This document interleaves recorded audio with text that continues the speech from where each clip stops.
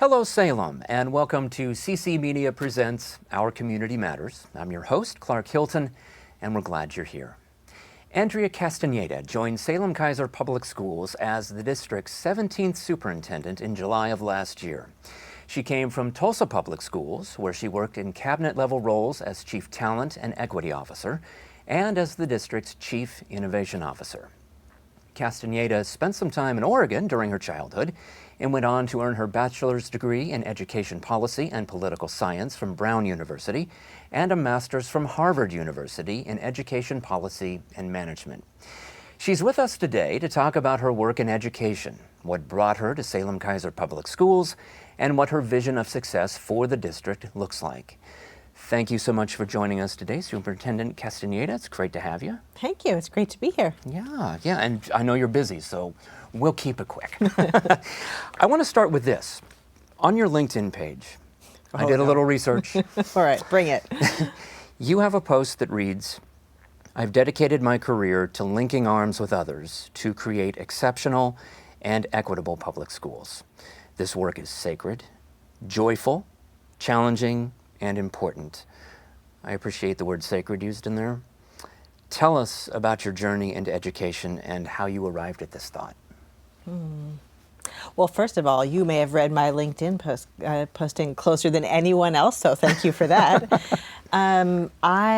You're right, my roots are in Oregon, and I grew up in really small towns in Oregon.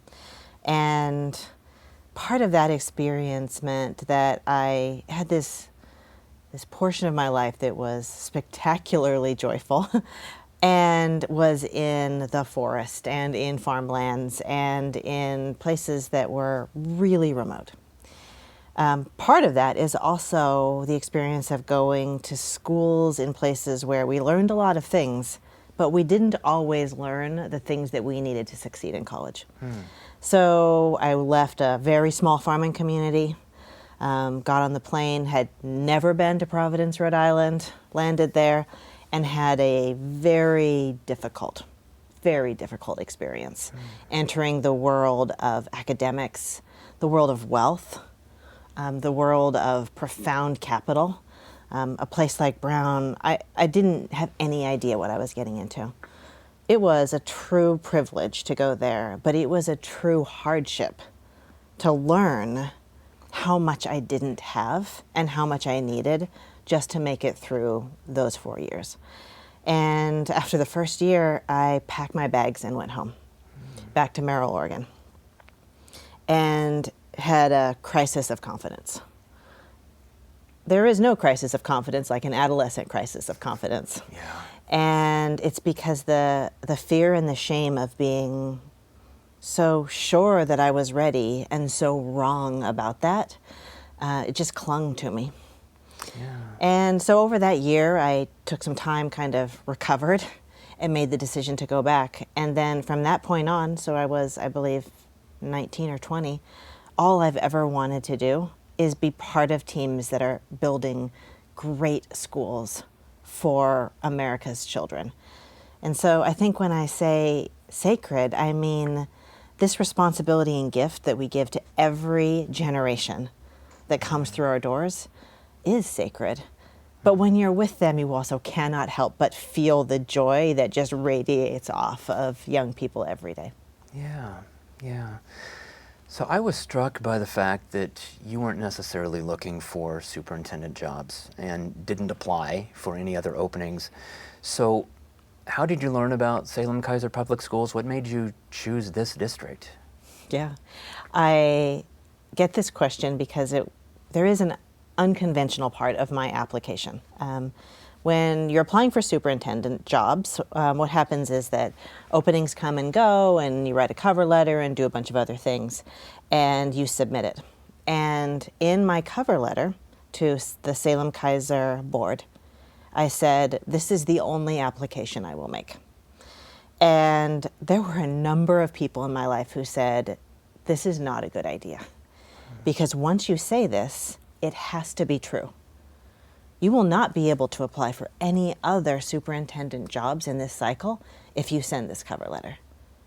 And to them I said, that's fine, I really mean it. it's this job or it's no superintendency for me.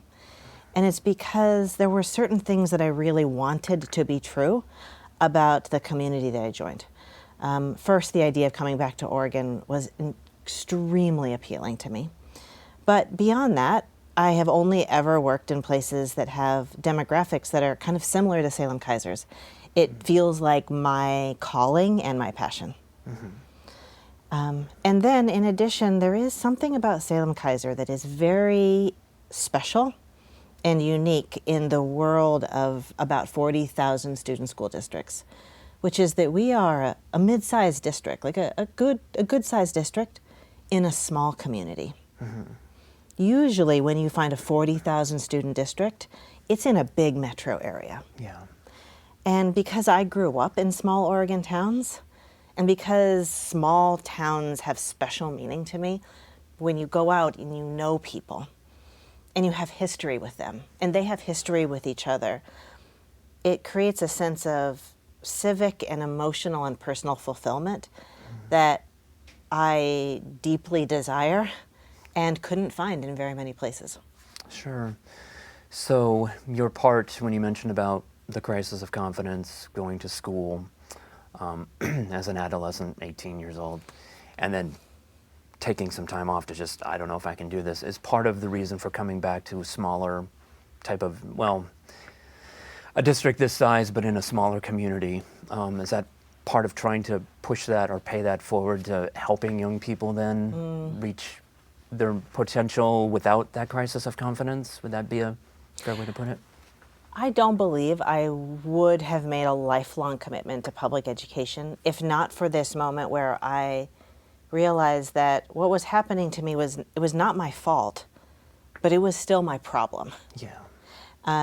And the idea of coming back to Oregon, but frankly being in any place where there are students that deserve a spectacular education, and I could be part of a team that provides it, is the most important criteria that I look for in all of my professional opportunities.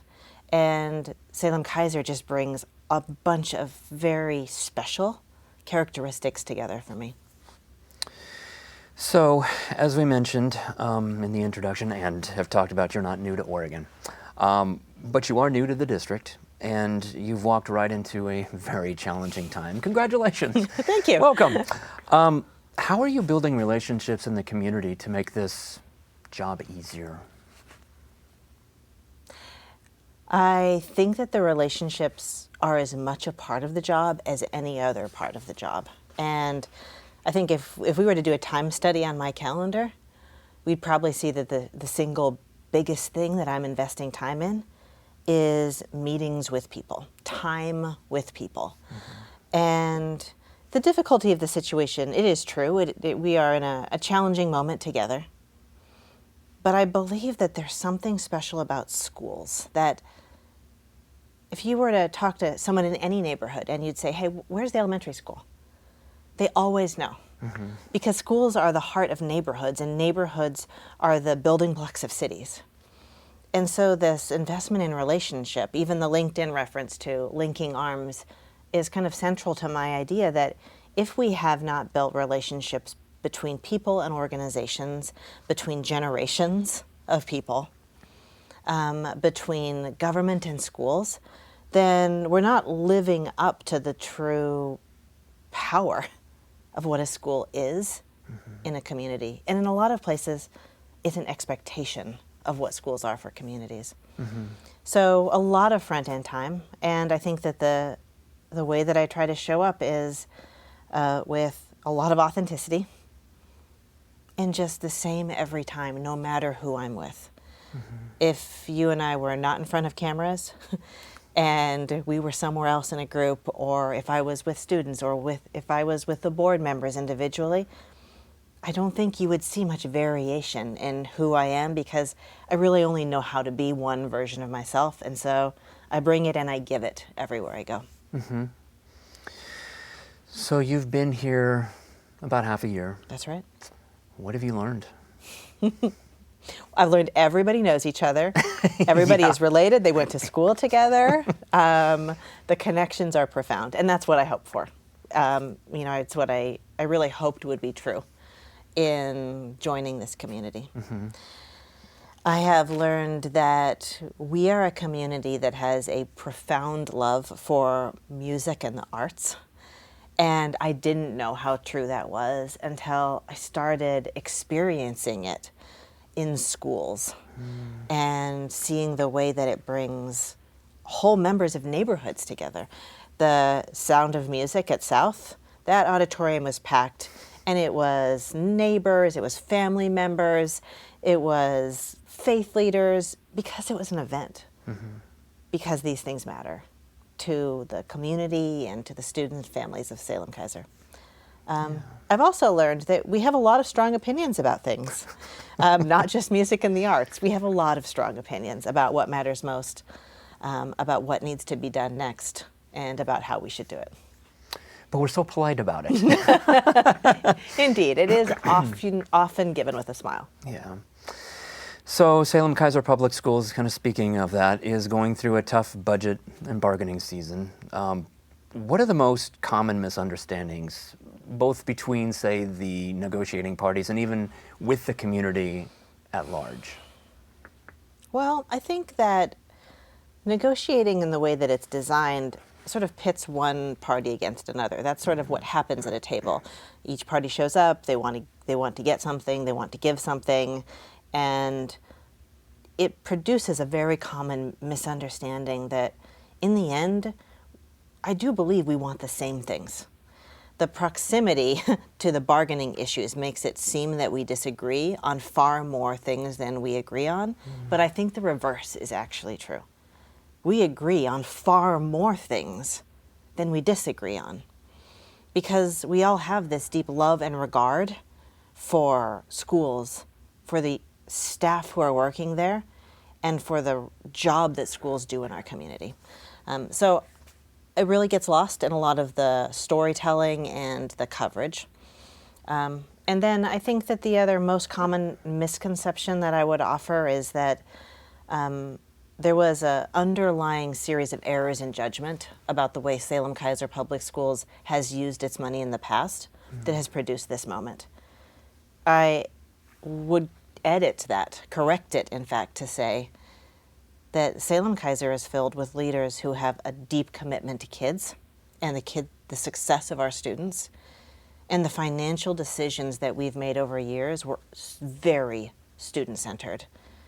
And what we, in fact, have is a confluence of students with great need and a state approach to funding school districts that fails to understand and quantify those needs accurately.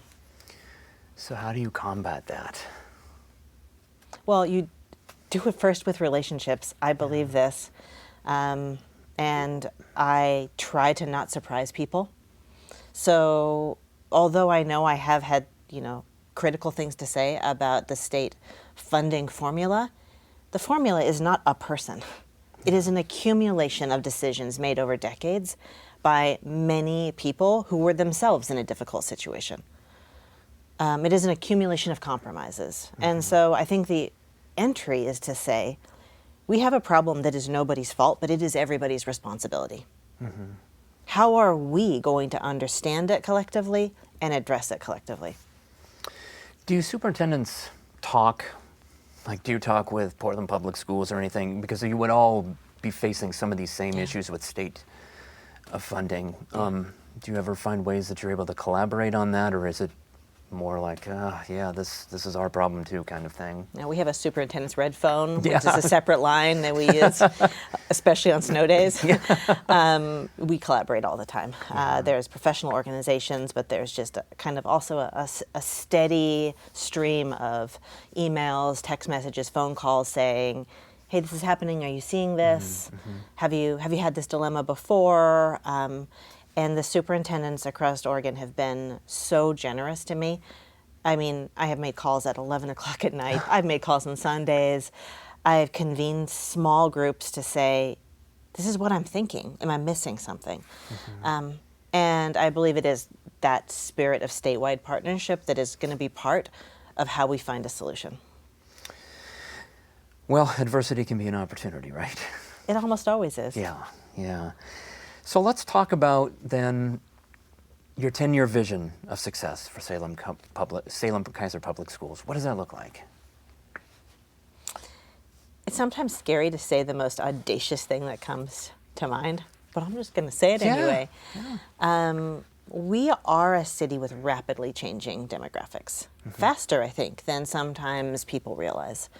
And we are just right on the cusp of being a majority Latino district. And the nation deserves a proof point that says there is a way that public education can serve students with a variety of needs equally well. We do not have to choose. And the nation deserves a proof point that shows that a city with rapidly changing demographics can succeed at a high level for students who are usually left behind. The nation needs a proof point that programs like dual language can be scaled to serve all students. And it just so happens that we have all the characteristics and building blocks we need. I see no reason that Salem-Keizer cannot be that proof point. It will require some things of us. First, it will require the opportunity to show that when we're choosing something like a dual language model, we are not choosing between student groups. We are choosing for multiple student groups simultaneously. It will also require us to think differently about what school assets are. And I think this is where we have a tremendous opportunity to elevate the skills and the talents of our multilingual, multicultural staff and treat those like some of the most important things we have in our system. Not just to serve kids, but to see each other, to serve each other. We have so many of the pieces in place. In 10 years, we could be that district. We could be the district that everybody looks to and says, don't tell me it can't be done, because I see that a district has done it. It doesn't happen overnight, but we've got over a decade of a running start. Our job is to maintain the momentum. Are there some other things you'd like to see as well within that 10-year span? So in addition to becoming a national proof point for dual language instruction, yes, I think partially because of my family's story, I do really believe that work and the experiences of employment are powerful. Like if I say to you, Clark, do you remember your first paycheck? You probably do. It's one of those things where if I say it to people, almost everyone remembers their first paycheck because it feels like a emotional and developmental gateway moment. The world of work is changing at the same pace that our youth are changing. And giving them an opportunity to get in the driver's seat of the world of work early and learn how to do it, but also show us how it's going to be done, is a real opportunity for Salem-Keizer, and I think honestly all public schools. There's so much talk amongst employers and also educators about how the younger generations have different expectations than maybe we grew up into. Well, we better buckle up and make those changes because they won't be ignored. And I think we have a chance to really continue to grow and build the technical training and the employment opportunities that we offer our young people. C-Tech's right there for that. C-Tech is there, but also tech programs in every high school and employment partnerships. There are a lot of different ways to have a first job. Some are better than others, but all of them matter. So, successful people, successful leaders have a great deal of responsibility and probably a few sleepless nights. What keeps you up at night as it relates to your job and the district? Oh, well, all right, so I do have sleepless nights. And I know I'm really stuck if they're sequential. I would say the last sequential sleepless nights I had were probably early last week. And I would say really I've learned to not lose sleep over too many things. So the two things that are really causing me some fitful nights, the first is that I feel very responsible for showing up through the bargaining and budgeting process in a way that preserves our ability to feel confident in each other. Because in the face of loss, it is natural to want to find flaws in decision making and to blame each other. And I believe there is another way to confront difficult situations and see that despite the difficulty, everybody was doing the best they could. And so the sleeplessness comes from asking the question, how will people feel about each other at the end of this? And what role do I have to play in ensuring that the answer is trusting and confident? And then the second sleepless night, I believe, is matched by school leaders and district leaders throughout the country. I do believe that the prevalence of firearms in the community and increasingly in the hands of youth is a public health crisis that schools cannot solve by themselves, but we are tremendously responsible, morally, ethically, logistically, for keeping young people safe, because schools are the places that young people are for the vast majority of their childhood. And this responsibility for keeping young people safe is pressing, and it is also impossible on some level. The only way to make it possible is to turn schools into something that they cannot and should not be, which is closed off, hard targets. And I won't do that. So how do we together find a balancing point that is about identification and prevention, but it's also about building a culture in which we know more about what young people are doing and going through, and we are there to intervene and support in the front end before tragedy starts to germinate, because it rarely happens overnight. Yeah, I hear that sacred part coming out again.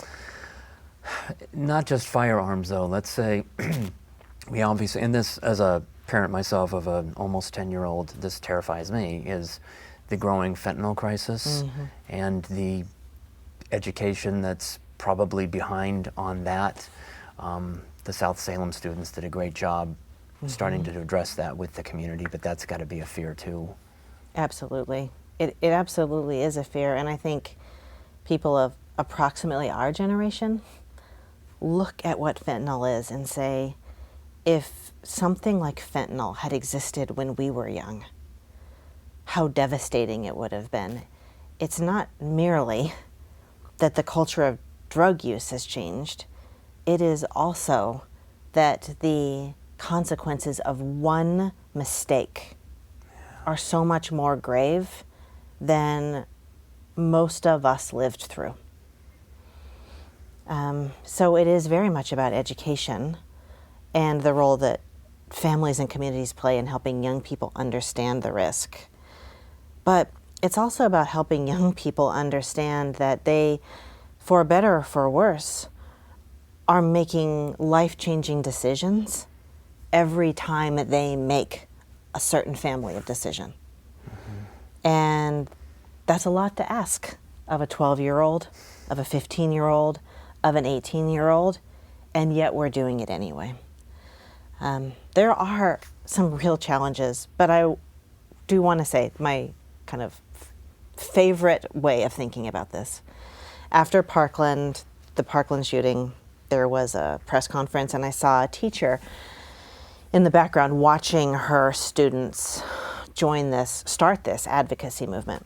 And she was wearing a shirt that said, "I teach the generation that will save us." And I believe that. I believe that our job is to create space and scaffolding to understand that they are going to do things differently than we would do them, to notice when we react in negative ways because it's so startling, and to help them do that Because you and I, we are not going to figure out fentanyl. The South students, they might. Yeah. You and I are not going to figure out microplastics in the ocean. No. But there is a kid somewhere in a basement or in a science lab right now working on it. And she's going to figure it out. Yeah. And I wish everybody had the chance to be with our young people, because that feeling of confidence and hope, you just can't help but have it. And if everybody had a little more of that, we'd be looking at the challenges of fentanyl and firearms and climate change, and we'd be saying, okay, how do we get them ready? As a parent, I understand that a little better than I maybe did a decade ago. Yeah, there is definitely hope when you look at your kids and say, you know, I'm probably not going to be around for this, but they might solve some problems that we've been plagued with for a very long time. I know, they're stinking smart. Yeah. Smarter than I feel like I was at that age, Oh, right? definitely. Yeah. With the social acuity, they see the world with a level of clarity that I didn't have until I was in my 20s. Yeah, exactly, exactly. So let's shift gears a little bit then to what gets you out of bed in the morning, keeps you passionate and ready to tackle whatever challenges lie ahead, the things that don't keep you up at night. What makes you excited? Well, I love this work. I've always loved it. There has not been in my career more than, 20 plus years, I can't think of more than 2 or 3 24-hour periods where I opened my eyes and thought, I'd like to go back to sleep. And at least 2 of them were in COVID, so I consider that to be an outlier. Yeah. I think this work matters. I love doing it in a team. I love doing it in a community, so that's a big part of it. I also think that big things are possible. And so when I open my eyes, even on weekends, I'm like, what am I doing today? How many things can we get done today that will help the work of tomorrow be a little bit better? And I think that is the educator in schools part, and I also think it's the parent part, because just like with you, I've got 2 mostly grown kids, and I think great things are possible. I'm just eager to see them. Yeah, yeah. Before I let you go, I want to give you the opportunity, if there's anything else that you might like to address that I didn't ask today, that you'd like people to know about you. That I don't expect trust overnight. I do think trust is earned. It's something that accumulates over days and months and years of consistency and commitment. And I have actually this is only my 3rd community, because when I post up in a place, I pretty much stay there. And I am just grateful to be here, grateful to be welcomed as a member, and eager to spend years doing my part. Well, we so appreciate you taking the time to talk with us today. It's a pleasure having you with us. Thank you. Hope we have more conversations in the future. Me too. I hope so. And we hope you enjoyed the opportunity getting to know Salem-Keizer Public Schools Superintendent Andrea Castañeda a little better. There is a lot of hard work ahead in this budgeting season and in bringing about her vision of success, but it's not the first time the district has navigated challenges, and the community can embrace that. Thank you for joining us, and remember, our community matters. We'll see you next time.